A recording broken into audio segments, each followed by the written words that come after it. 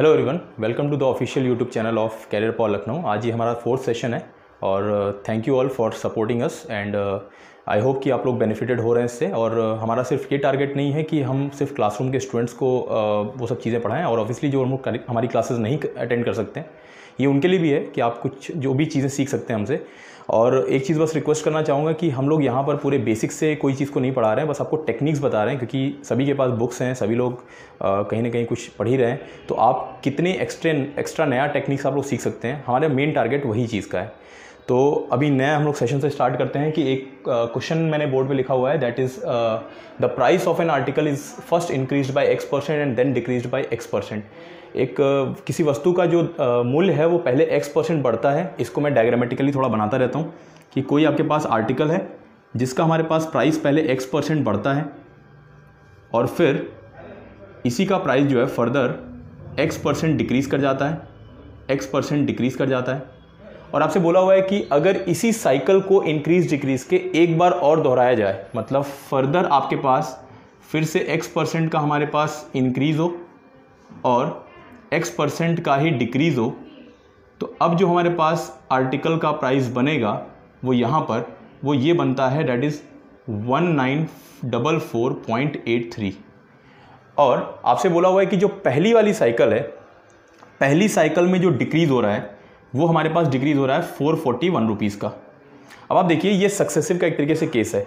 जो पहला इंक्रीज़ होगा उसका बेस वैल्यू यहाँ का ओरिजिनल प्राइस होगा, लेकिन जो अगला डिक्रीज़ होगा उसका बेस वैल्यू कुछ नया इंक्रीज्ड वैल्यू होगा। तो every time the base value is changing, ये सक्सेसिव ही केस होता है हमारे पास। एक चीज़ ध्यान देने वाली बात है कि अगर आपके पास बेस वैल्यू अलग हो रहा है तो हमारे पास परसेंटेज तो उतना ही है। और इस क्वेश्चन को अगर आप बेसिक तरीके से या इक्वेशन सॉल्व करने जाएंगे तो डेफिनेटली आपके पास बहुत ज़्यादा टाइम लग जाएगा। उतना टाइम हमारे पास होता नहीं एग्जाम में, और इसी चीज़ के लिए हमारे पास एग्जामिनर जो है हमें हेल्प के लिए ऑप्शन दिया रहता है। थोड़ा सा दिमाग लगाएंगे और कॉमन सेंस से क्वेश्चन को किया जा सकता है कि पहली बार हमारे पास जो प्राइस ऑफ आर्टिकल है वो 441 डिक्रीज़ हो रहा है, तो सेकेंड टाइम भी तो सेकेंड साइकिल में भी तो कुछ डिक्रीज़ होगा। और डेफिनेट सी बात है जब हर बार बेस वैल्यू चेंज हो रहा है तो यहाँ पर अगर 441 का डिक्रीज़ हुआ है तो यहाँ पर भी डिक्रीज़ 441 का नहीं होगा। अगर यहाँ पे 441 का डिक्रीज़ नहीं होगा तो कितने का होगा वो शायद मुझे नहीं पता, लेकिन मैं ऑप्शन को देख के कुछ एक रफ गेस लगा सकता हूँ।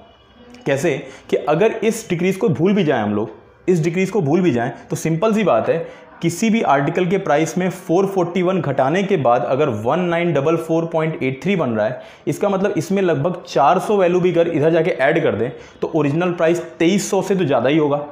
अगर ओरिजिनल प्राइस हमारे पास 2300 से ज़्यादा होगा तो मैं बोल सकता हूँ कि मेरे पास ऑप्शन ये वाला 2000 और आपके पास 1956.25 ये तो कभी फॉलो कर ही नहीं सकता। यानी हमारे पास सी और ई ऑप्शन, दो ऑप्शन बच गए जिससे हमारा आंसर निकल सकता है। अब एक रफ गैस लगाइए, यहाँ पे 441 है और यहाँ पर जो भी डिक्रीज हो रहा होगा ये दोनों वैल्यू तो बराबर नहीं होगी, but it will be close to 441 क्योंकि हमारे पास जो परसेंटेज बन रहा है वो सेम बन रहा है।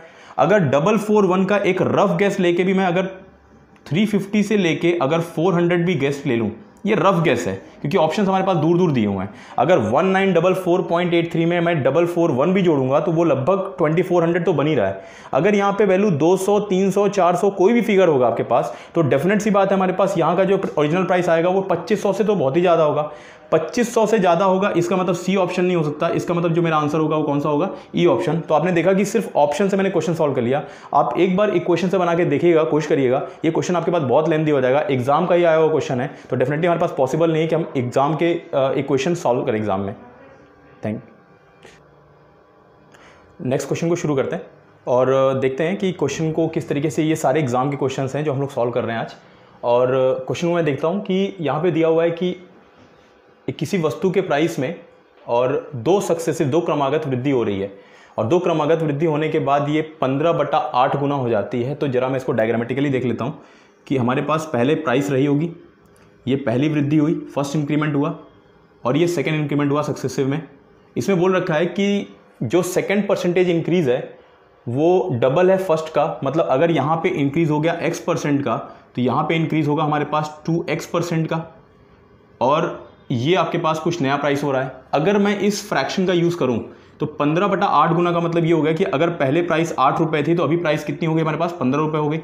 तो अगर हम लोग 8 से 15 का देखें सिंगल परसेंटेज चेंज, तो अगर 8 से कोई वैल्यू 15 हो रही है, इसका मतलब जो इंक्रीज़ हो रहा है वो 7 रुपये का इंक्रीज़ हो रहा है। ₹7 का इंक्रीज़ अगर आउट ऑफ 8 निकाला जाए तो 7/8 जो बनता है वो 87.5% होता है, मतलब 87.5% का इंक्रीज़ आ रहा है। अब देखना ये है कि हमारे पास कौन सा वो ऑप्शन है जो 87.5% दे सकता है। पॉइंट ये है कि दिया हुआ है कि पहला जो परसेंटेज है वो सेकंड वाले का हाफ है या सेकंड वाला पहले वाले का डबल है, और आपसे पूछा हुआ है फर्स्ट परसेंटेज। तो ये सारे जो ऑप्शन दिए हुए हैं ये फर्स्ट परसेंटेज के लिए दिए हुए हैं। लेट अस सपोज मैंने क्वेश्चन में उठाया पहला ऑप्शन, अगर आपके पास फर्स्ट जो आपके पास परसेंटेज है 20% है और सेकंड जो परसेंटेज हो जाएगा वो 40% होगा। सबने एक फॉर्मूला जरूर देखा होगा सक्सेसिव में सिंगल परसेंटेज चेंज निकालने के लिए। फॉर्मूला होता है हमारे पास x + y + xy/100। हमें वो ऑप्शन सेटिस्फाई करना है जिससे हमारे पास जो परसेंटेज चेंज आया वो 87.5 है। जस्ट 20% को देखते ही मुझे समझ में आ गया कि 20 तो मेरा आंसर हो नहीं सकता। देख लेते हैं कैसे।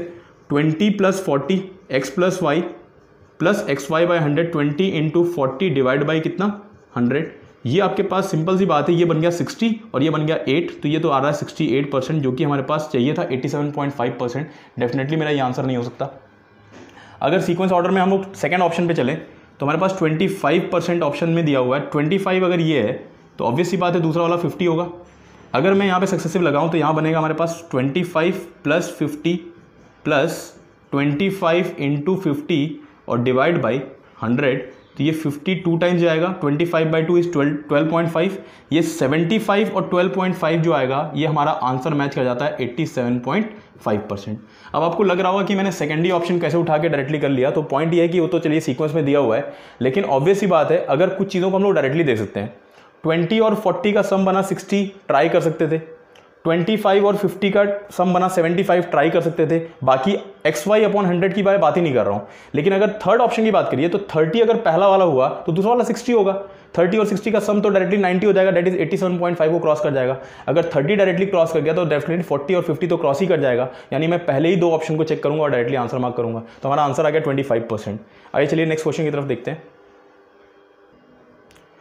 जितने भी एसएससी एस्पिरेंट्स हैं कम से कम इस क्वेश्चन को बहुत अच्छे से देख लीजिएगा, क्योंकि आपके पास एग्जाम में बहुत बार रिपीटेड क्वेश्चन आया था ये वाला, और कुछ सर्टेन डेटा को वो मैच करता है। आपके पास scholarship based, average marks based, boys and girls का आपके पास कुछ रेशियो दिया हुआ है, इस तरह के कुछ क्वेश्चन आता है। तो जो मैं फर्स्ट टेक्निक बताऊंगा वो आपके पास हर वो क्वेश्चन पे एप्लीकेबल था, ऑलमोस्ट 90% क्वेश्चन पे एप्लीकेबल था। तो प्लीज़ देख लेंगे आप लोग कि यहाँ पर आपके पास क्वेश्चन में दिया हुआ है कि एक स्कूल में या क्लास में बॉयज़ और गर्ल्स का जो रेशियो दिया हुआ है वो हमारे पास 5:7 दिया हुआ है।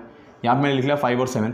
नेक्स्ट आपके पास बोला हुआ है कि बॉयज़ और गर्ल्स का जो एवरेज मार्क्स है डेट इज 61 एंड 73। जैसा डेटा दिया हुआ मैंने लिख लिया। अब आपको करना क्या है, आपको average marks of all the students निकालना है। याद रखिएगा कि जो सभी स्टूडेंट्स का एवरेज मार्क्स होता है इसी को हम लोग वेटेड एवरेज बोलते हैं।